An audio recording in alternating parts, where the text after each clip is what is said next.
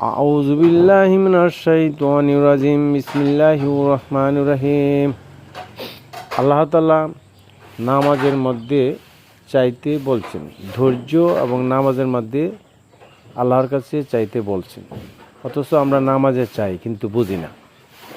নামাজের মধ্যে লাস্টে আমরা দোয়াটা পাঠ করি, ইন্নী জলামতু নাফসি, হে আল্লাহ, আমি অবশ্যই আমার নফসের উপর জুলুম করিয়াছি।